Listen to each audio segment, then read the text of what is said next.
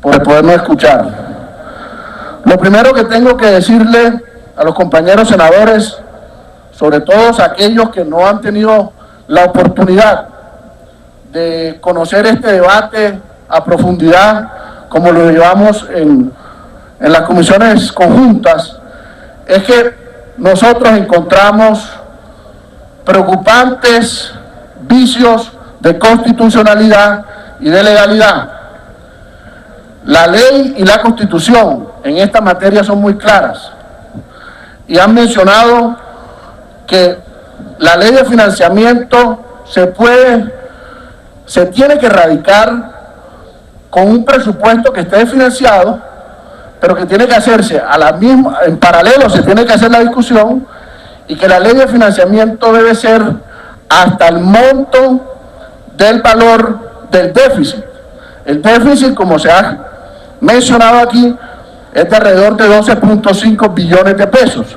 Sin embargo, se presenta una reforma ya de fondo de más de 4 años, de más de una vigencia, también violando de esa manera la ley y la Constitución, y muy superior a ese monto de 12.5 billones de pesos. Entonces, nos argumentan que existen una jurisprudencia. Sin embargo, esa jurisprudencia se diferencia enormemente en los hechos, en nuevas normas y en argumentos diferentes que se deben valorar. Por ejemplo, cuando se dio la jurisprudencia anterior, no existía la ley de regla fiscal. Por lo tanto, habían otros mecanismos de financiación que hoy no existen. Y cuando se revisó constitucionalmente los hechos anteriores, no había una reforma tan de fondo, con cambios sustanciales por valorar.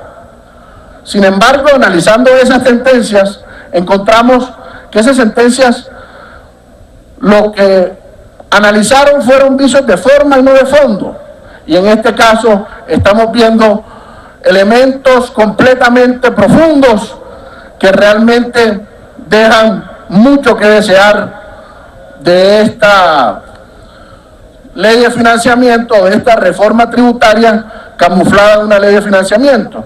Entonces, debemos agregar que no entendemos por qué el gobierno nacional no aprovechó lo que dispone la ley. La ley muy claramente permite hacer reformas tributarias bajo mecanismos rápidos, presentando mensajes de urgencias y utilizando aprovechando otros artículos de la ley orgánica de presupuesto. Sin embargo, en este caso quedan esas inquietudes sobre la mesa y eso genera profundas fallas en la reforma tributaria. Lo segundo que debo decir es que este sí ha sido un gobierno de derrochón. Como lo demuestra la gráfica, a los honorables senadores les quiero mostrar con cifras precisas que este gobierno ha recibido una herencia de 35 billones de pesos adicionales. Por favor, los senadores, queremos oír al senador Fernando Araújo. Hacemos un poquito de silencio para poderlo oír. Gracias, señora presidenta. Sin embargo, esos 35 billones de pesos los ciudadanos no los ven. El gobierno anterior al gobierno del presidente Santos, con menos, también pudo financiar la seguridad democrática, también pudo financiar los programas sociales, también pudo financiar Familia en Acción. Entonces no entendemos para qué esos 35 billones de pesos que no han mejorado para nada los indicadores de productividad ni los indicadores de igualdad que presentan los colombianos. Colombia sigue manejando la misma productividad que hace 4 años y la misma desigualdad de hace 4 años. Pero eso no es nada. Entonces se preguntarán los colombianos, ¿en qué se fue esa plata?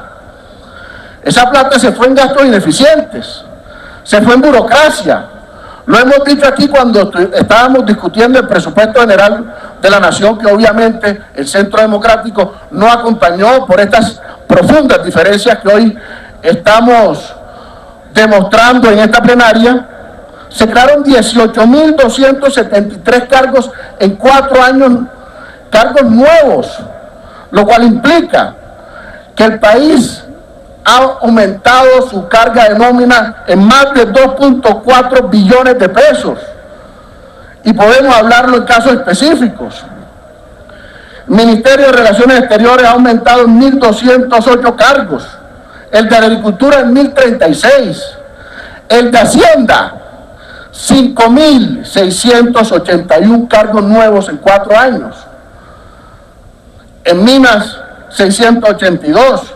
Entonces no le digan con los colombianos que es que no ha habido derroche. El derroche lo ha habido y lo sigue habiendo. El gasto en funcionamiento de 2014 a 2015 de solamente el Ministerio de Hacienda aumenta en 1.2 billones de pesos.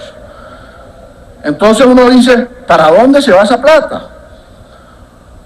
Siguen habiendo, y eso lo veremos en la próxima diapositiva, siguen existiendo rubros globales de alrededor de 1 billón de pesos, de más de 1 billón de pesos. Yo me pregunto, ¿será que eso se va en ese tipo de obras? Esas fotos que vemos en la pantalla son fotos reales tomadas en un estudio de La Silla Vacía, que muestra cuánto costaron obras realizadas el año pasado. Una obra de 4.000 millones de pesos, mire el estado que tiene. Otras obras de más de 8.000 millones de pesos, mire el estado que está. Entonces, sí ha habido derroche y sí hay ineficiencia. Pero también hay una deficiencia en la administración pública. Nos dice el presidente Santos que es que esto no es sorpresa para nadie, que el hueco fiscal no existe. Que eso todo el país lo conocía. Y entonces nos van a decir a nosotros los colombianos, cuando nosotros en este Congreso estudiamos el marco fiscal de mediano plazo, que ellos tenían previsto la continuación del 4 por mil y del impuesto a la riqueza, no lo tenían previsto y así tenían financiado el marco fiscal, senador Gerlain. O nos van a decir a los colombianos que todos los colombianos sabíamos en época electoral que se necesitaba una reforma de más de 53 billones de pesos. Es una sorpresa para todos los colombianos, indudablemente. Y seguimos diciendo que, en palabras de propios funcionarios del gobierno Santos, en palabras del doctor Juan Ricardo Ortega, exfuncionario, la evasión, el lavado de activos y el contrabando ascienden a un valor de 78 billones de pesos. ¿Por qué no atacar ese rubro y seguir cargándole a las mismas empresas que con responsabilidad han venido tributando a los colombianos? En cambio, vemos un esfuerzo mínimo de 5 billones de pesos, cuando hay una bolsa de 78 billones y además no nos dicen de dónde van a salir.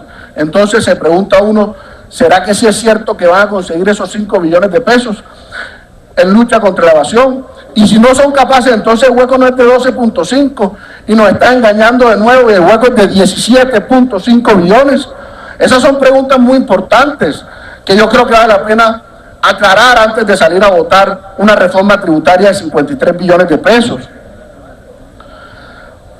Pero adicionalmente a eso, senador Gerlain, queridos senadores, a la fecha del 20 de noviembre, el gobierno tenía por recaudar 14 billones de pesos que no habían sido capaces de recaudar. Entonces el problema no está en fiscalización, en recaudo.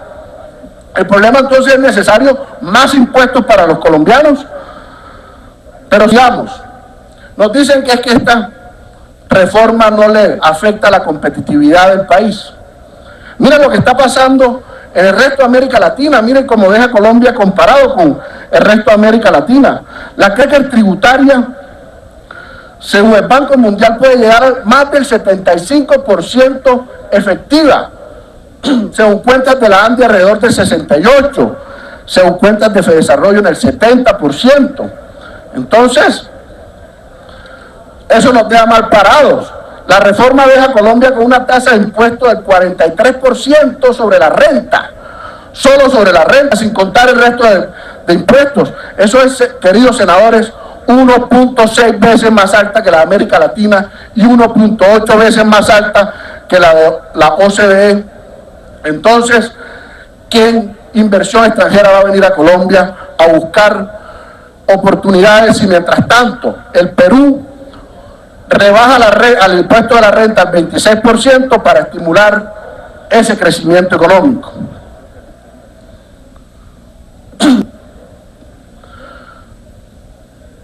Asimismo, esta carga impositiva comparada con estos países demuestra que no solamente afecta a las medianas y grandes empresas, sino también a la pequeña empresa.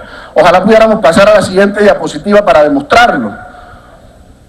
Y además nos va a contribuir con un sistema sumamente complejo. 2 impuestos sobre la renta que se tienen que declarar de manera diferente. Un impuesto a la riqueza que se tiene que calcular de manera marginal y con fórmulas complejas.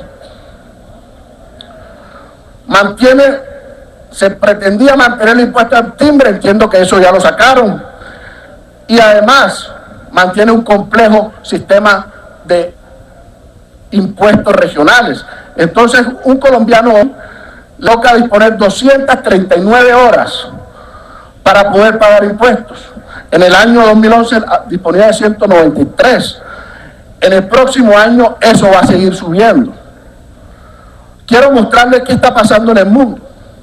Colombia se está convirtiendo en una economía como la francesa. Si ustedes reconocen a este personaje, se llama Gerard Depardieu y Bernard Arnault. Ambos tuvieron que salir corriendo de Francia por impuestos similares a lo que están sugiriendo el gobierno hoy imponerle a los colombianos. ¿Y usted sabe qué pasó con eso? Francia en el 2013 tuvo una disminución del 77% de la inversión extranjera. Es que la gente sí se da cuenta. Los gansos sí se dan cuenta cuando les quitan las